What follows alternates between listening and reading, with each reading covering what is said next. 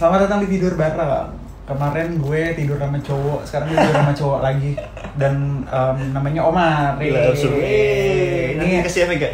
Hari ini gue sama Omar mau bikin konten buat OnlyFans. Enggak. OnlyFans? Enggak. Hari ini gue mau ngobrol sama Omar. Omar ini teman gue udah 10 tahun sepertinya. Hampir ya? 10 tahun. Berapa tahun? Kita kenal dari 13 kayak lu bilang tadi.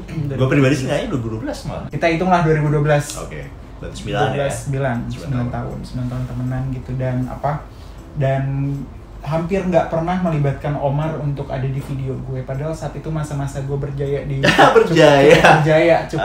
berjaya, cukup dikenal, cukup diketahui. Karena kan lo termasuk salah satu orang yang mulai pergerakan YouTuber awal-awal kan, ketika YouTube belum terkenal banget gitu. Cuma sayangnya gue tidak berminat untuk menjadi terkenal atau apapun itu gitu. Jadi kayak ya udah, kalau yang penting tujuan gue tercapai. Kayak misalnya video gue udah nyampe 100.000, ya udah, dengan ada yang sampai 100.000 gue kayak udah puas sendiri gitu. Kayak ya udah tercapai. Sekarang 100.000 itu udah kayak ya biasa lah ya, bukan hal yang wah lagi. Tapi susah nyarinya sekarang. Lanjut. Oke, Mar, di Tidur Bareng nih gue nanyain biasa kebiasaan tidur. Pertanyaan pertama yang sering gue tanya ke teman gue, lo kalau tidur itu pakai baju apa? Baju apa? Gue sendiri bukan orang yang tertarik dengan yang namanya piyama gitu. Jadi ketika gue pulang dari aktivitas gue seharian dan gue gak pengen tidur, ya gue pakai baju itu gitu loh, dengan segala asap knalpot atau nggak ganti baju gitu. Buat apa itu? Faedahnya apa ganti baju itu loh? Iya kan, biar gak kotor gitu. Kotor apanya? Apanya yang kotor ya? Jadi kayak terus lo bisa, kalau misalnya lo pergi pakai jeans, lo tidur pakai jeans. Oh enggak, kalau untuk celana gue pakai celana pendek. Oh oke. Kalau baju ya udah yang nempel aja gue pakai. Berarti kaos sama celana pendek gitu. Iya. Oke. Biasanya kalau bisa tidur gitu, lo pernah nggak tidur yang pada akhirnya kayak lo nggak pakai baju sama sekali gitu? Kayak misalnya lo lagi mabok atau kayak gimana? Kalau pernah terjadi sama gue nggak pakai celana karena gue udah terlalu lelah untuk buka baju, gue pakai celana doang. Kalau di Bekasi kebetulan nggak pernah ya, karena nyamuknya banyak banget dan kamar gue termasuk sarang nyamuk. Nggak tahu kenapa nyamuk suka di sana. Terus tapi kalau di Jogja, gue pernah tidur nggak pakai baju sama sekali, nggak pakai busana sama sekali gitu. Lagi ngapain? Apa? Lagi ngapain? Lagi panas, bukan lagi apa gitu. Lagi gimana? Lagi panas. Kalau lagi ngapain ya lagi ngantuk aja, makanya gue tidur. Ya, namanya juga tidur bareng. Terus? Ya pokoknya ketika gue di Bekasi, gue nggak pernah yang namanya tidur nggak pakai busana. Hanya saja kalau di Jogja gue pernah melakukan tidur tanpa busana itu, walaupun gue nggak dengan siapa-siapa gitu. Karena panas tadi. Dan apa namanya? Dan ketika bangun gatal-gatal aja gitu, nggak tahu kenapa kasur gue kayak banyak tungaunya. Nggak ngerti juga. Emang nggak lo gebuk tuh kasur atau dijemur? Ya gimana sih, anak kos, nggak ada waktu untuk kayak gitu.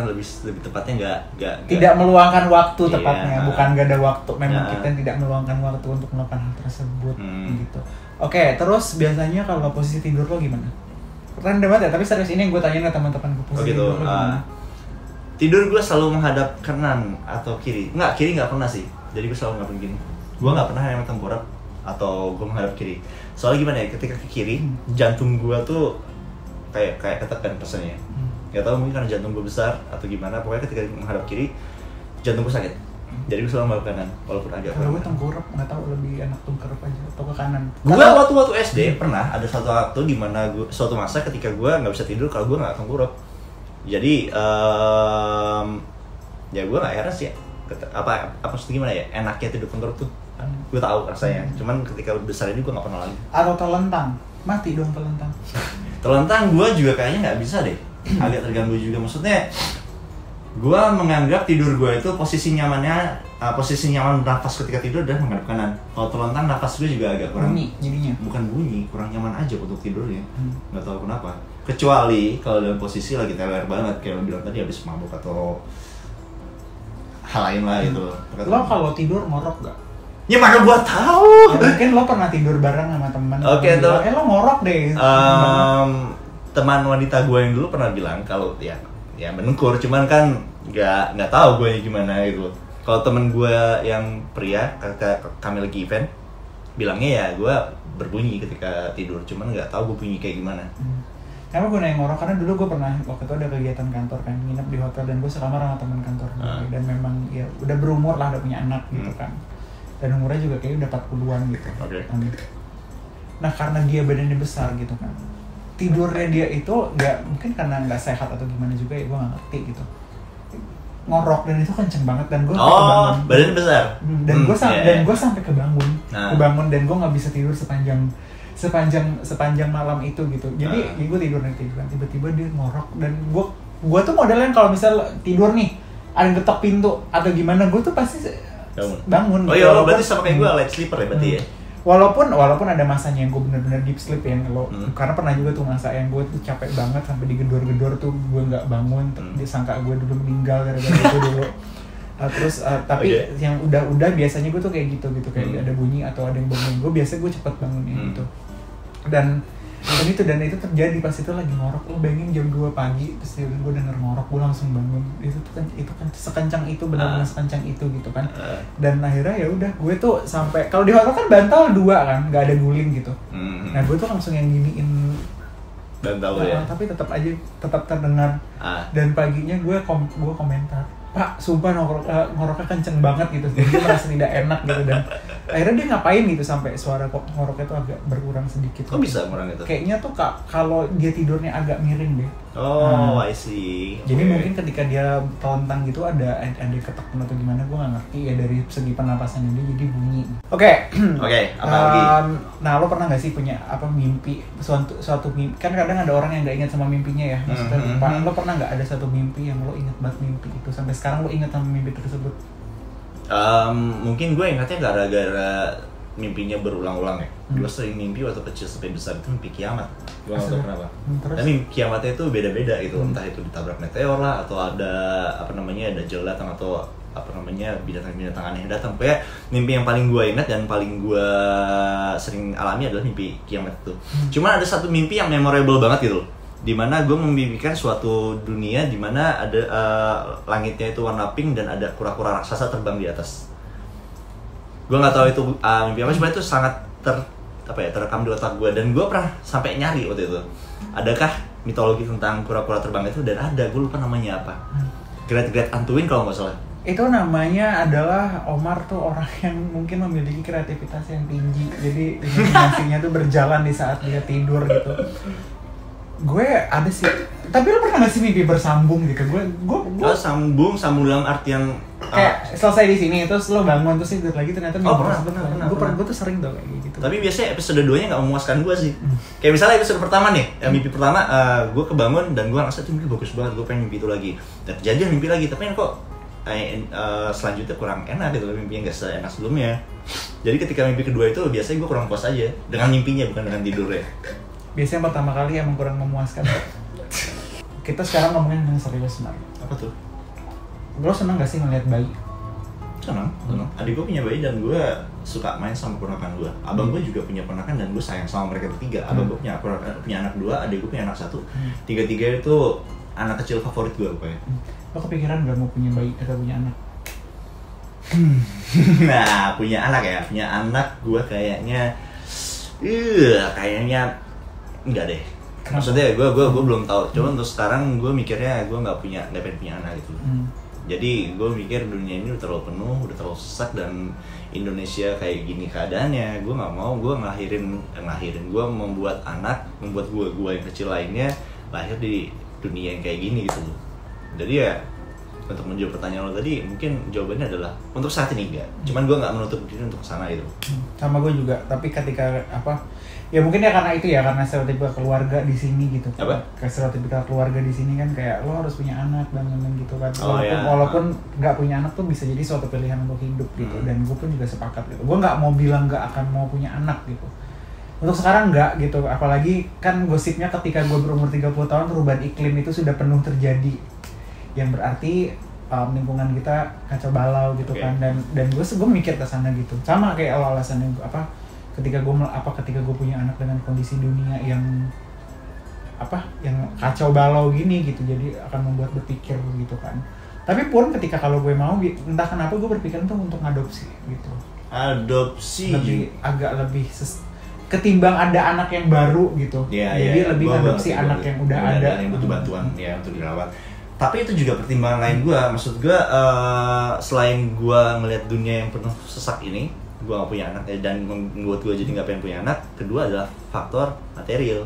Jadi anggap aja gue kondisinya kayak sekarang dan gue udah punya pasangan dalam hubungan pernikahan dan kami setuju untuk adopsi, gue akan maksudnya dia ingin adopsi anak, gue tetap akan mikir-mikir lagi karena punya anak mahal men.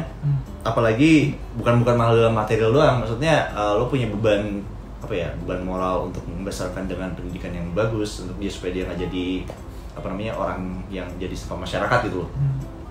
Ya jadi mungkin adopsi pun gue enggak juga.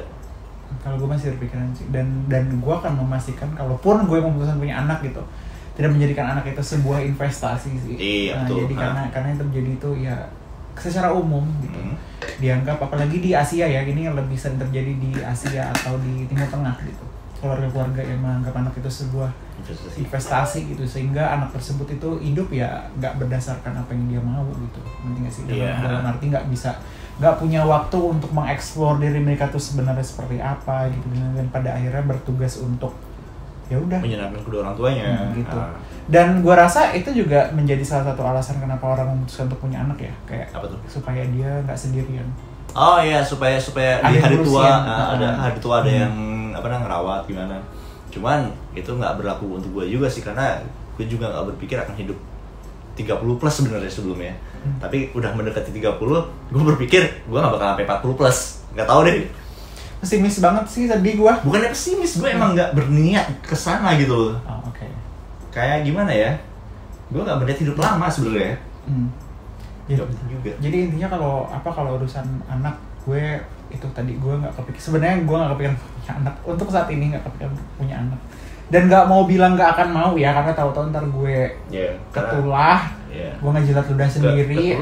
Ya itu maksudnya jadi kebalik omongannya gitu sama apa yang tadinya gue rencanakan. Itu jadinya. Ya intinya jangan menutup diri ya. Betul. Gitu. Karena sebenarnya kalau ngomongin perkembangan hidup gitu, perkembangan diri, biasanya kalau kita memperhatikan ya, kita selalu menemukan hal yang baru tentang diri kita sih. Benar. Nah, itu yang gue alami belakangan. Apa hal yang baru yang lo pelajari? Gue bisa mengenal gue lebih dalam aja gitu setelah gue mengalami kegalauan yang cukup parah gitu. Jadi gue lebih mengenal diri gue sendiri. Jadi gue nggak bisa bilang kalau gue A, tapi gimana ya? Karena di kemudian hari gue akan menemukan diri gue kalau gue adalah A gitu. Akhirnya ini berita yang lagi sering lo lihat tuh apa? Gue udah mulai jarang sosial media sekarang, kecuali Instagram. Oke, kalau satu berita yang apa? lagi rame, yang mendapat perhatian gue ya. Sebenarnya ada dua, tapi satu untuk topik yang lain. Berita tentang babi ngepet. Yang di Depok. Iya, babi ngepet. Tapi 2021 ya, masih ada babi ngepet ya. Tapi gak tahu ya, ketika gue mendengar itu terjadi di Depok, gue tuh kayak gak kaget gitu loh. Depok itu memang punya universe sendiri. kayak gue nggak ngerasa kaget itu terjadi di Depok. Oke. Cuma kenapa tuh lo nggak kaget? Biasanya kayak kita domisili Bekasi. Bekasi kota kasusnya gue misalnya. Gue kabupaten. Gue Bekasi kota gitu. Anggapan orang gitu ketika dengar Bekasi, kayaknya orangnya barbar, panas banget gitu, segala macem. Tapi kalau lo perhatiin berita-berita yang model-model kayak gitu, yang terjadinya tuh di Depok.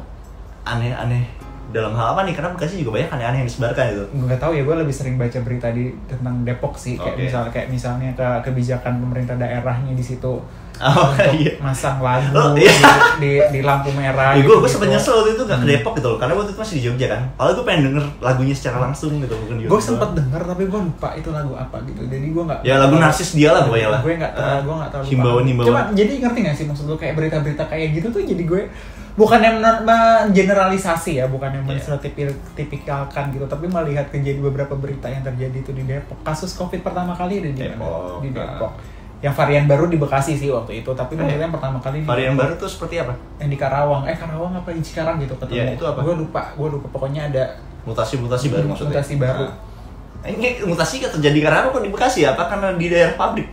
Jadi gara-gara ngisep asap limbah gitu jadi mutasi. Nggak ada yang tahu sih Mar, soalnya negara kita itu negara selebrasi, jadi kalau pendidikan kayak gitu tuh, yang penelitian kayak gitu tuh bukan nomor yang utama gitu. Oke, balik lagi ke Depok tadi. Ya, jadi gue nggak ngerasa kaget gitu ketika itu terjadi. Cuma yang gue sayangkan kayak pemberitaannya itu terlalu dibesarkan sekali gitu loh. Dibesarkan sekali sampai masuk media nasional gitu kan. Semua orang bicara tentang babi ngepet dijadikan meme gitu kan. pembela binatang di situ juga ikut terlibat karena dianggap penyiksaan terhadap binatang gitu. Dan Yoi. sebenarnya betul gitu karena apalagi ketika mengetahui Kalau itu ada babi yang dibeli oleh hajinya itu, Pak Ustadznya itu. dan ternyata semua berita tentang babi ngepet itu merupakan suatu kebohongan gitu. Iya. Jadi ketika pemberitaan yang udah masif, kita semua udah bereaksi dan ternyata itu suatu kebohongan, jadi kesel sendiri kayak ini nih bisa dijadikan pemberitaan yang lain gitu. Ya orang sehat pun bakal mikir itu bohong dari awal sih. Bukan kebohongan yang pas udah keterkuak aja itu. Dan gua lucunya sih, gua maksudnya gua agak simpati juga sama anak si ibu-ibu yang heboh masalah babi ngepet itu loh, yang bilang tetangga saya ini kaya itu, cuma dia kerja ngapain gitu. Itu jahat kayak oh lo tuh nggak pernah keluar rumah, lo nggak pernah ngapa-ngapain Iya. gitu, terus lo punya banyak duit, ini duit dari mana gitu, jadi kayak Bisa aja buka OnlyFans tadi gitu loh, atau jadi YouTuber.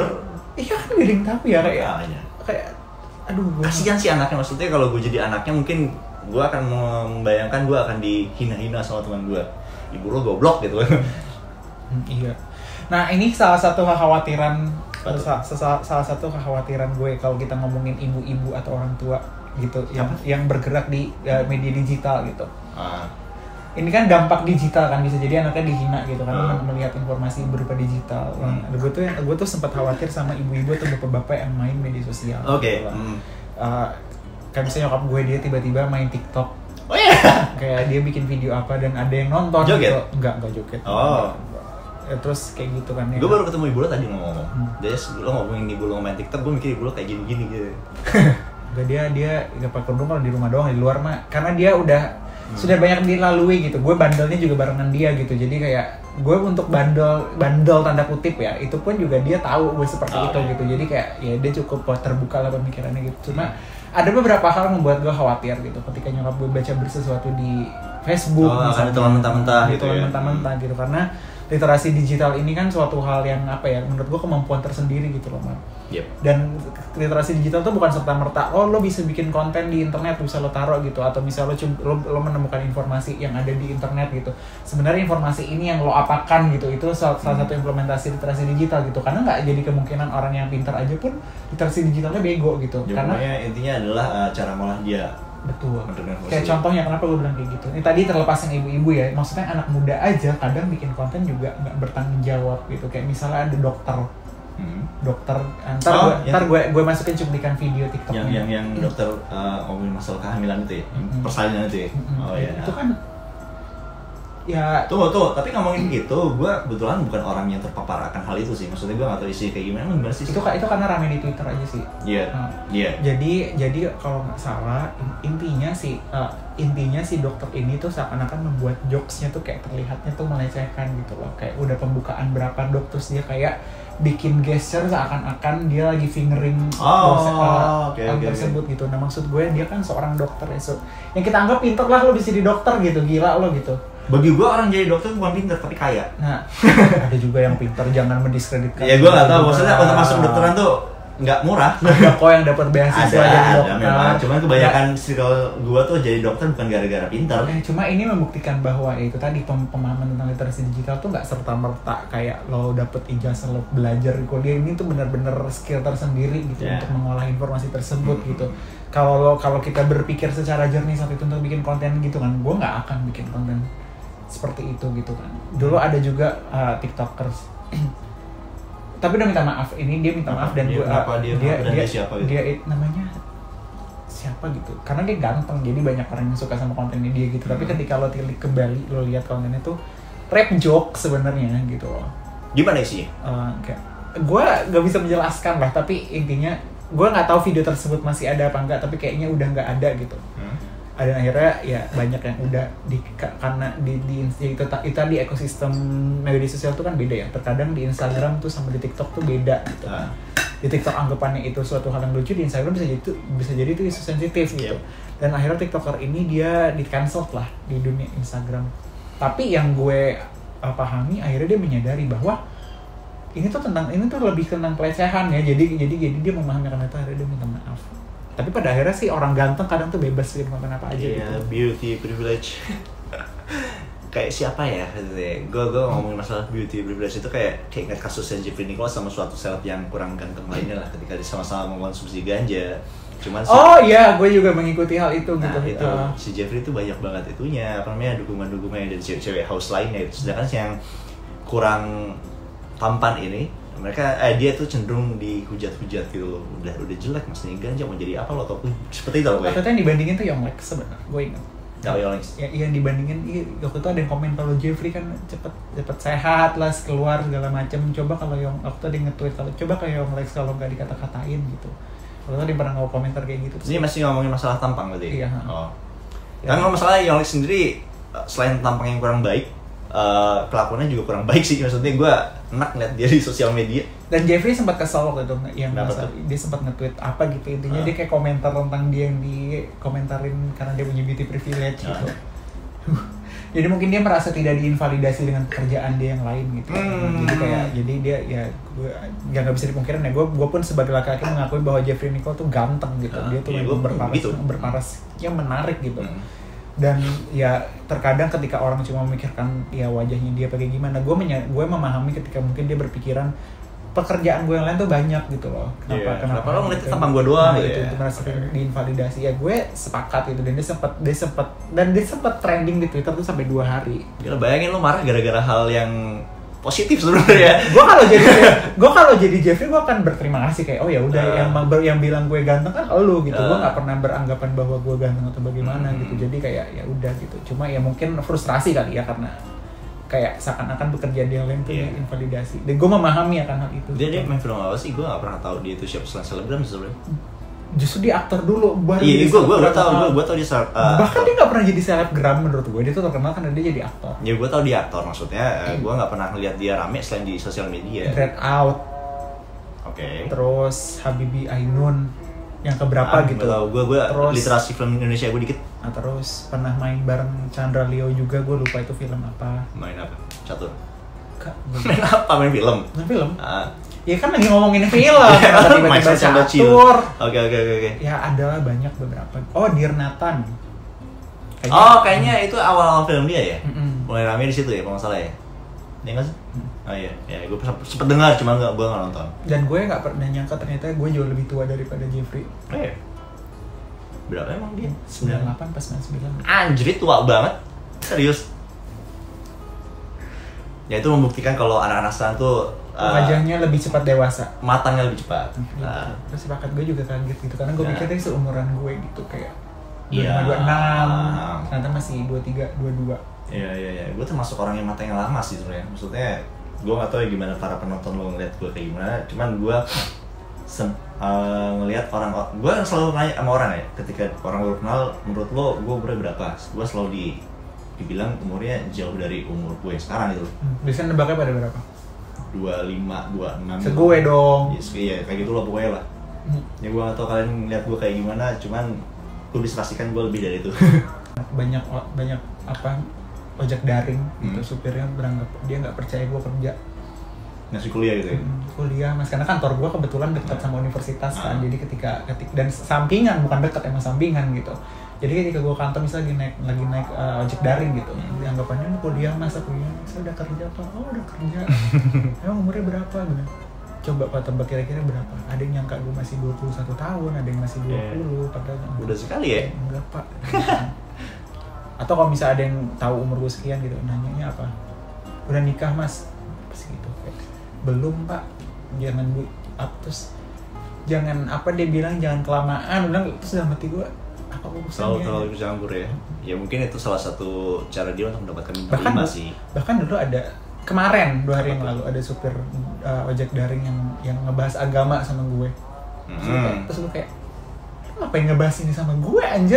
Udah gitu gue kan selama bulan Ramadan kan gue kerja kan gak habis sahur gak tidur lagi ya Mar, jadi kurang tidur gitu. Lu kebayang gak sih kayak gue lagi di jalan tuh, maksudnya dengan lagi ngantuk gitu ibaratnya, gue malas bawa motor saat itu. Jadi gue naik ojek daring gitu, terus pertanyaan-pertanyaan gitu dilontarkan kayak gue tuh ngantuk, gue tuh gak mau dengerin lu gitu.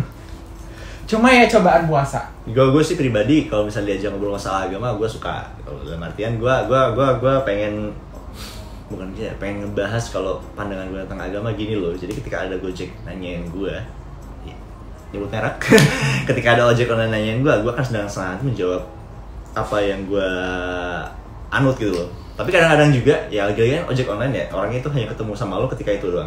Ya kadang-kadang gue bilang kalau gue agamanya ini, kerjaan gue ini, ya gue jadi orang lain gitu loh. Serunya ojek online gitu loh menurut gue. Dan terkadang banyak supir ojek daring yang TMI, too much information gitu.